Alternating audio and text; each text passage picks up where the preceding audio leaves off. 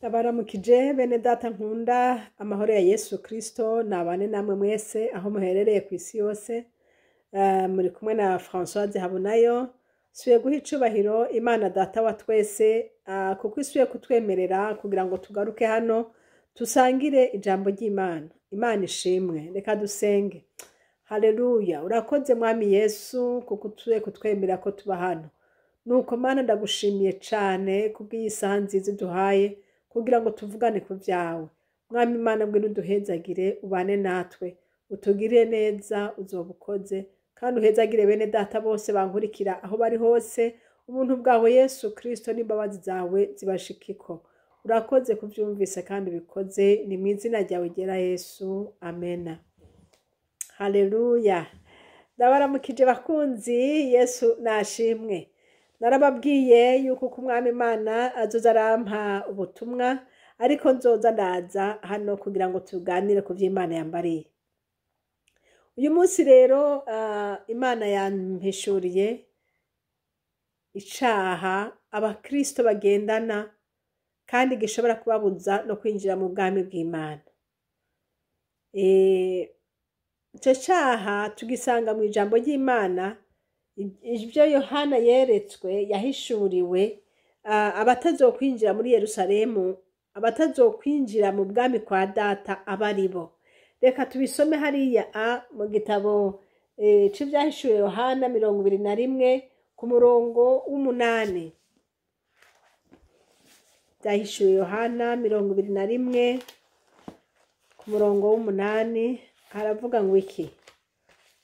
Haravuga ngo ariko ibijora, abatizera, abakora ibizira, abicanyi, abashurashuzi, abarozi, abasenga ibigirwamana n'abanyabinyoma bose, umugabane wabo uzoba mu kiyaga caka umuriro n'ibizuku. Nico rupfu rwa kabiri. Imana idufashe.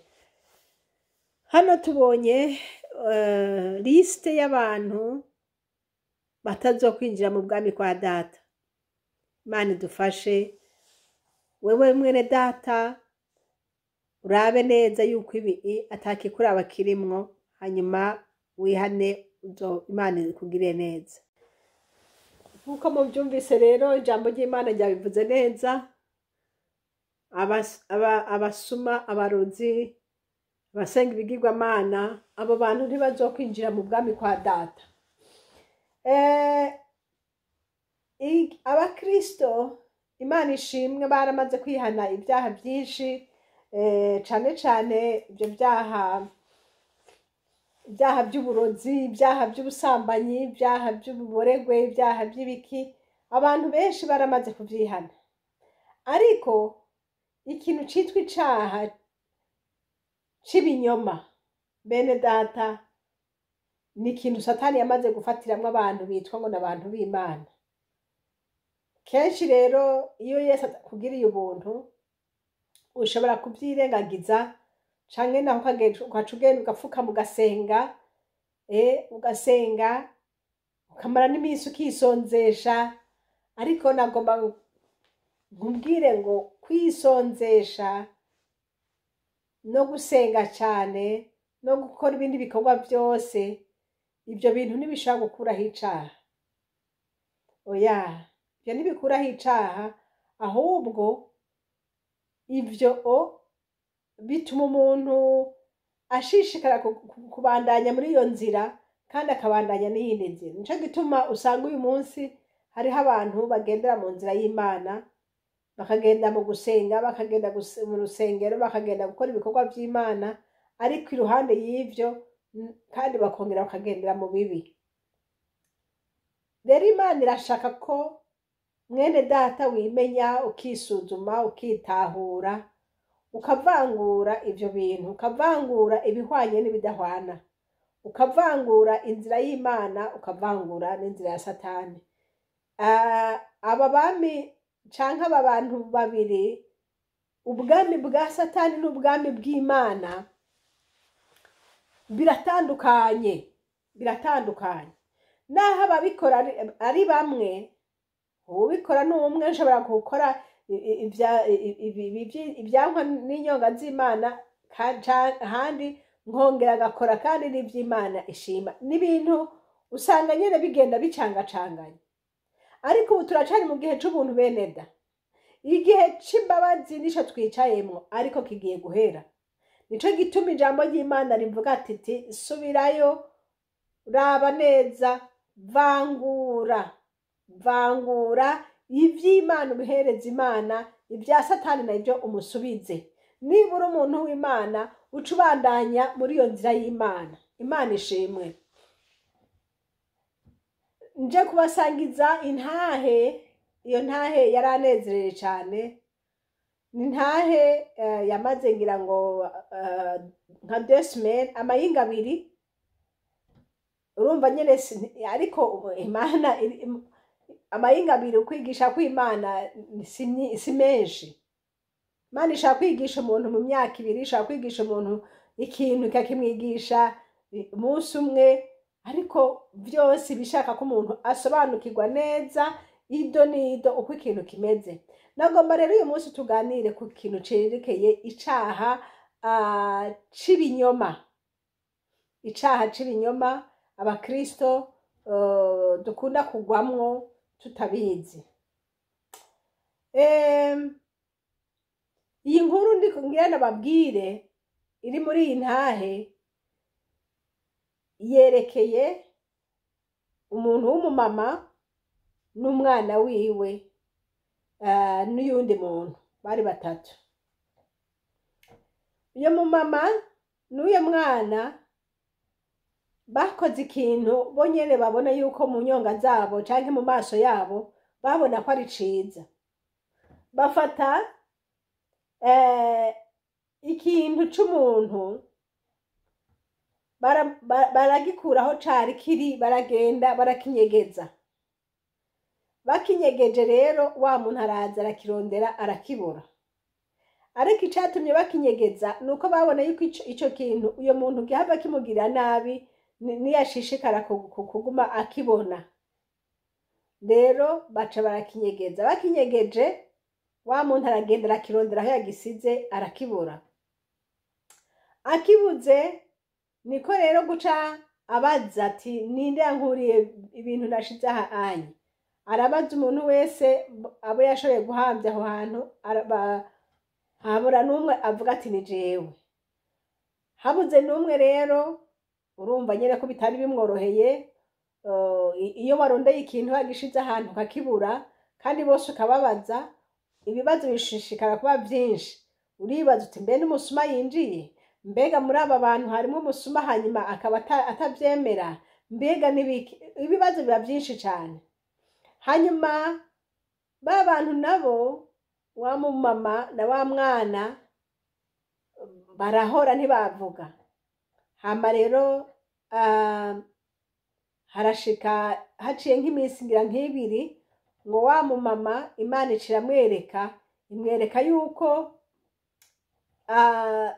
imwereka ngo abona ngo hariho imodoka yarije kumutora. Yabona amamodoka aje gutwara abantu, ngo hanyuma nawe hariho imodoka yarigirize kumutora, ngo abantu bose barinjira mu modoka, ariko wewe ikibanza ciwe ngo baca bagishiramwo uwundi. Wa mumama bibonye aribaza ati none ko basize hano ndava ngaha gute, biragenda gute? Ngo niho rero yaca yiyumvira ngo hinge aje nkuko yogenda nk'ahantu hirya, aja gutelefona kugira ngo arabe ko bogaruka, ari abantu bahava bagaruka kumutora ko babonye ko atinjiyemo. Ngo agiye ngo aho hantu yagiye, ngo agiye abona ngo imbwa nyinshi cane, ngo imbwa nyinshi nizo zari zihari. Ngo hanyuma acabona ngo abona abandi bantu nyene nk'aho umenga abantu bazindutse baragiye ku kazi, ibintu nk'ivyo.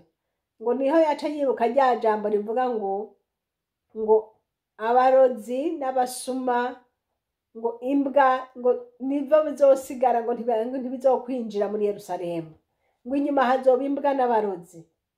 Iryo jambo ry'Imana ngira muraryibuka aho riri. Hanyuma ngo nukunda kubesha akabikora. amaze gusoma ayo majambo ngo acagira ubwoba abonye ibyo bintu, abonye izo mbwa n'abo bantu, ngo agira ubwoba bwinshi cyane, acabona yuko umenga yasigaye. Yo ngo aca agirane, aca ava muri izo nzozi. Avuye muri izo nzozi ubwoba buramwica, aca amenya yuko bya bintu yakora Imana itabinezererewe. Niho rero ngo yaca agenda arapfukama arasaba Imana imbabazi, ati Mana mbabarire, Mana mbabarira. Rero Imana ni inyembabazi koko.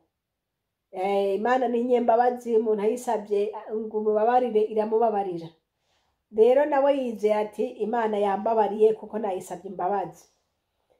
Bene data, ariko imbere hanyuma aheje kwisaba imbabazi ngo aca aragenda arondera umukozi w'Imana ngo amusengere, agenda kwihana ku mukozi w'Imana.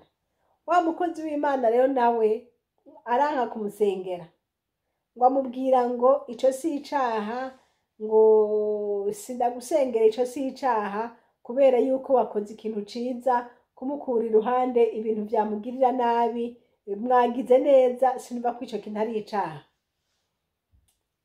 Hama rero urumva ko atamusengeye, amwumvisha ko atari icaha. Mugabo wewe kubera yuko yari yabonye ko vyatumye asigara, yarushijeho kugira ubwoba. Hama ngo aca aja kurondera uwundi mukozi w'Imana, uwundi mukozi w'Imana ngo aramubare ati nyamara naho warondeye ngo bagusengere, nyamara ahubwo genda wihane, ubwire uriya muntu, umwumvishe uko vyagenze. Waca aragenda rero, agenda kubwira uyu muntu, aramubarira ati ni jewe na bya bindi warabajije ko nzi yo biri, mvuga nti ntaho nzi, atariko yari jewe na naka, nitwe twabigenjeje gutya kubera yuko twari twatinye ko bihava bikumerera gutya na gutya na gutya. Baramubwira, baramusobanurira neza. Hanyuma bumva nyine umenga vyaheze, ngo haheze baraye bihanye, Imana yongera yerekana ariko umenga baciye babwira wa mwana bati rero wa mwana subiza bya bintu hahandi wabikura. Ngo uwo mwana rero ngo aca arasubizayo. Noneho yasubijeyo, na wa wundi akaba yagiye gusaba imbabazi kuri uyo muntu, bose baca bumva kose ko ari amahoro.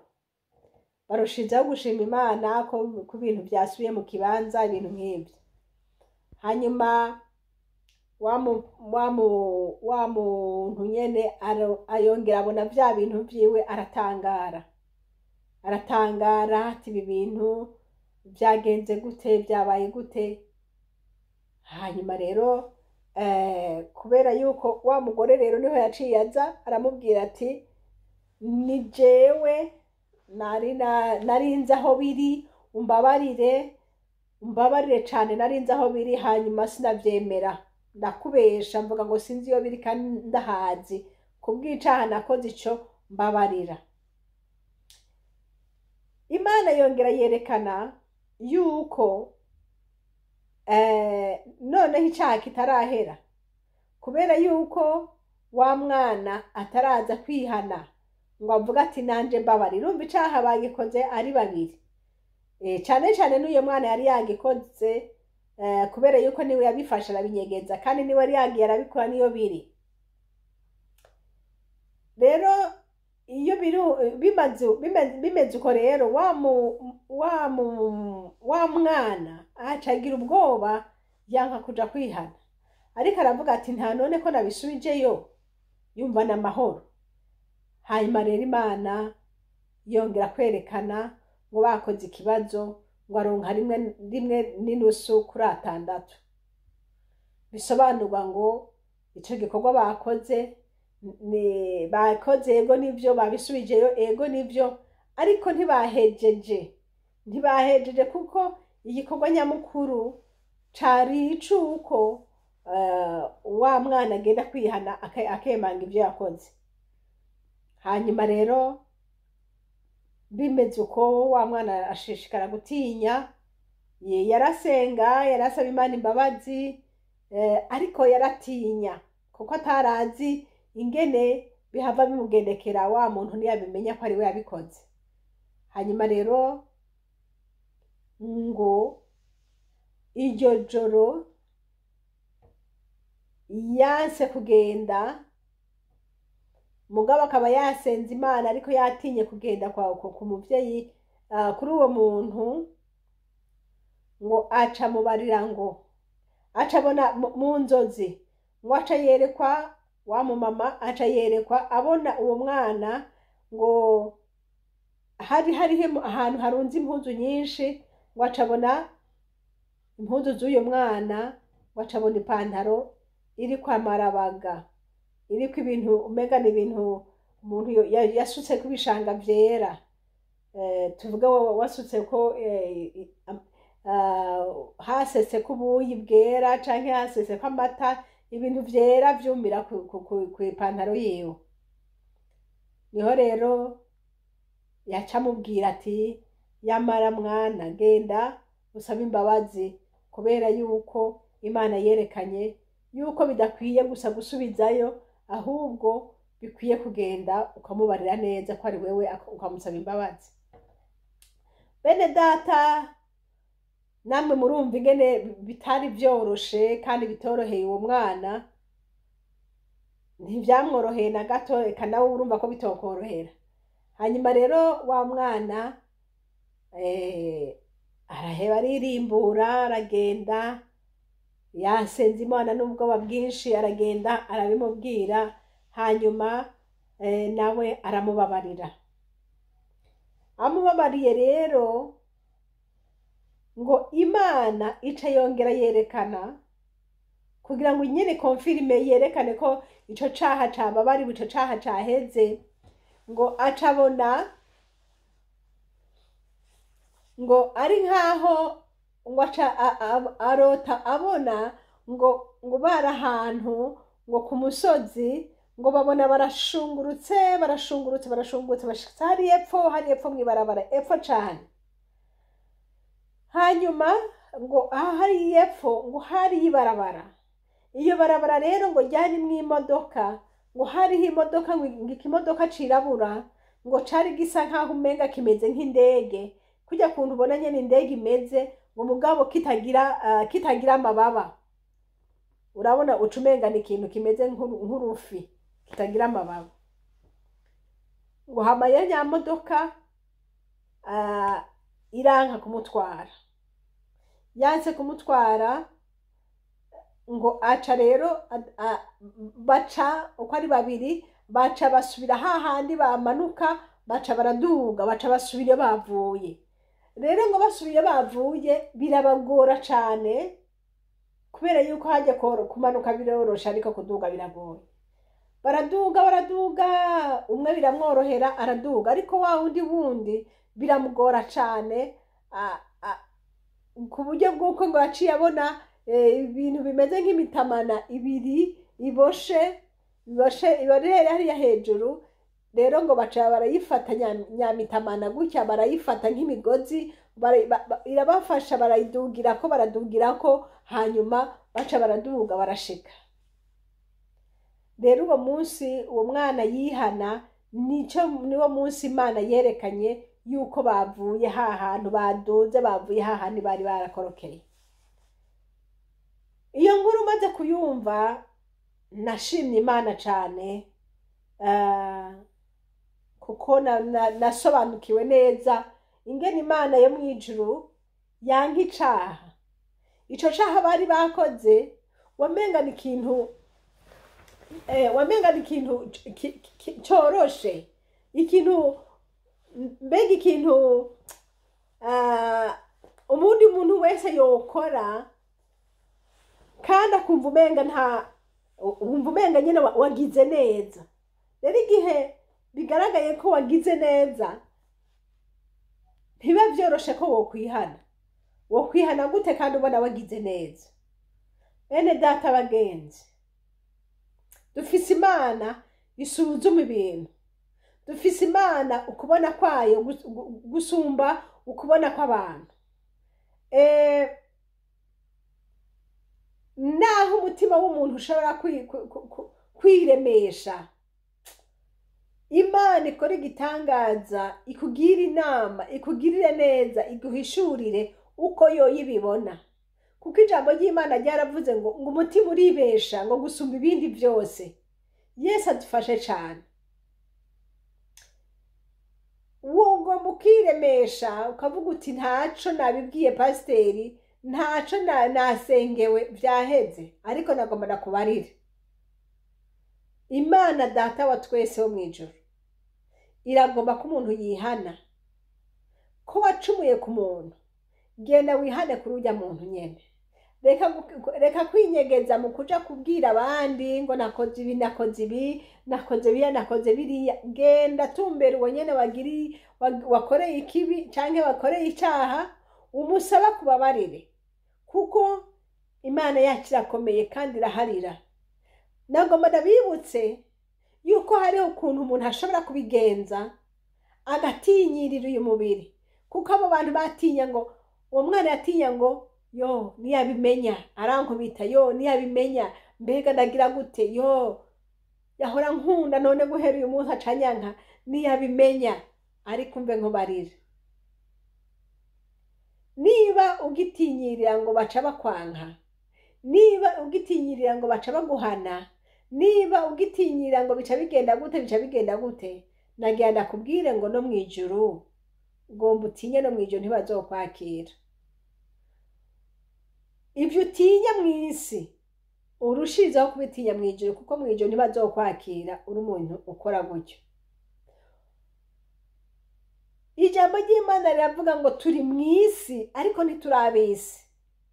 Ijambo ry'Imana kandi ratubwira ngo isi ni yabanka, mumenye ko na data wa twese yamwanse. Ikintu cyose gishobora kuba cyotuma utogikora kandi gishaka kwinjira mu bwami bw'Imana, umenye ko ari Satani ariko yakubuza kugikora, kuko Satani niwe ashaka ko utazokwinjira mu bwami, agomba kuzoja gusha hamwe nawe. Ariko Yesu nahabwa icubahiro. Yesu aradukunda beneda, Yesu aradukunda cyane. Ico caha abo bantu bakoze, mbega wowe uravye mu bugingo bwawe usanga bakoze byinshi cyane birengeye ico. Usanga hari byinshi cyane wabesha ukagendera mu bubeshi, kandi nta n'umutima ugucira urubanza. Ariko nje kukubwira ngo harahiriwe umuntu yahariwe ukugabitanya kwiwe, icaha ciwe kigatwikirwa.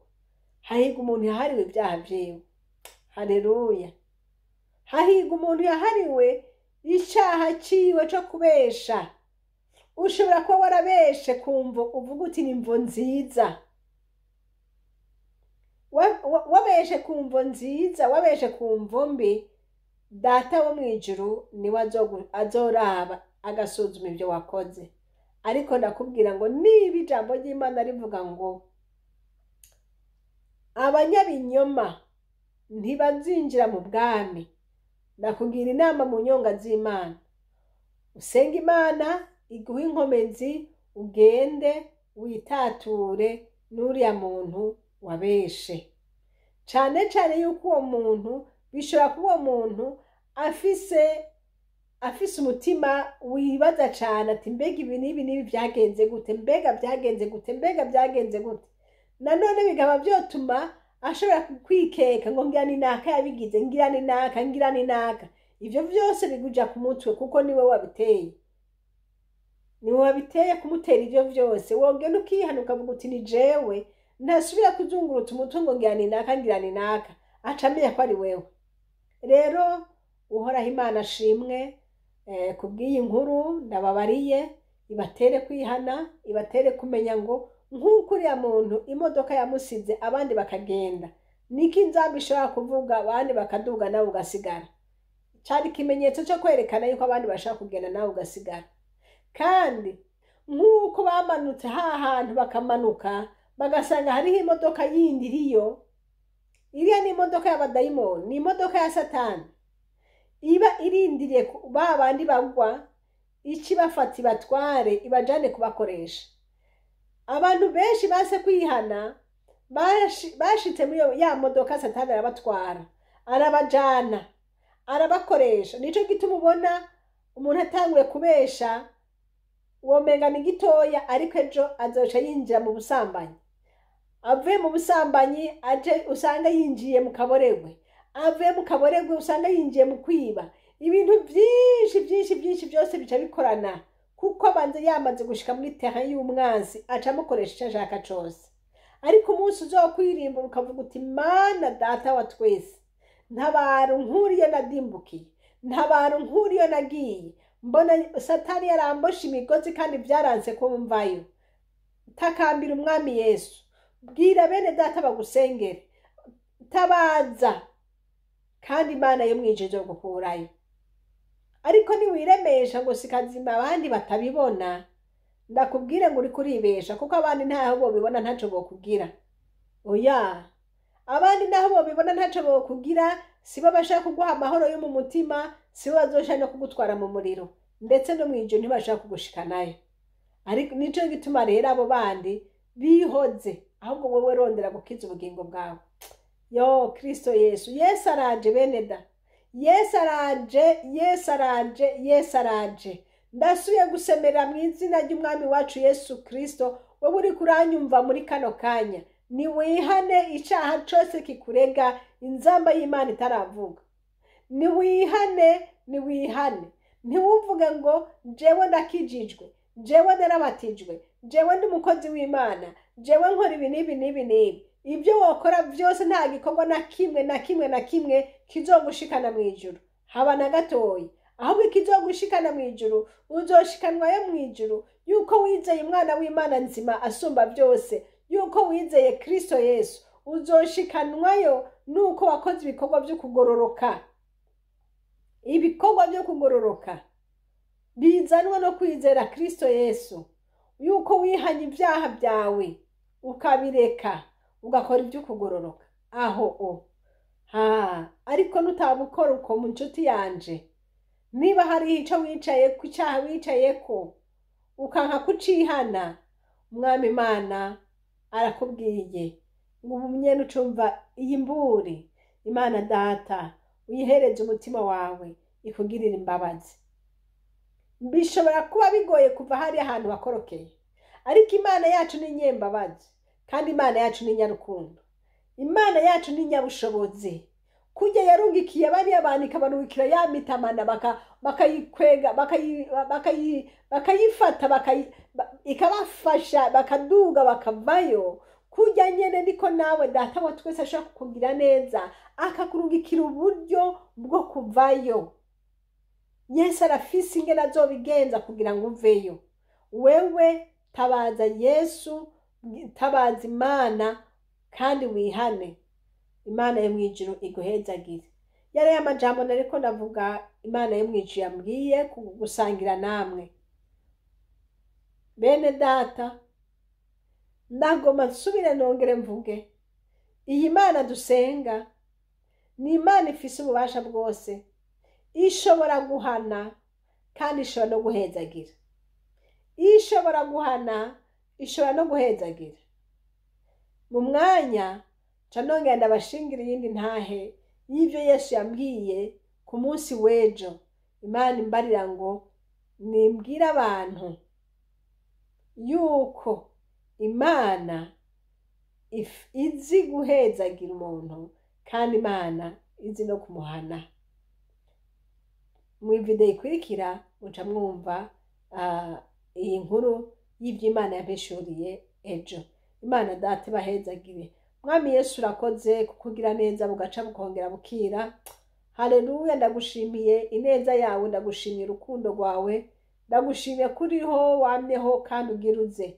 Mana yera, ndagushimiye cyane, ndagushimiye cyane kuri bene Data bumvise aya makuru yawe Mwami. Haleluya. Yesu Kristo mwana wa Mungu, ubagirire imbabazi umuntu wese aho yabeshe, umuhe kwihana. Mwami Yesu, umuhe kwihana. Niba ari uwabeshe ibigirankana, Mwami umutabare agenda asaba imbabazi. niba uko yabigenjeje agenda asaba imbabazi atitayeho ngo umuntu aramwanka canke amubona nabi, ariko agenda asaba imbabazi, kuko kwihana niko gutuma umuntu ababarirwa, kandi nta vyaha bizokwinjira mw'ijuru, ndetse n'icaha c'ibinyoma ngo ntikizogerayo. Mwamurakoze, duhezagire twese mw'izina ryawe ryera Yesu, amena. Ishene turiko bene data ni ishene Habonayo, kandi nomero za telefone nazo ni za zindi, ni +46 768 0065 46. Imana data ibahezagire mwese, amen.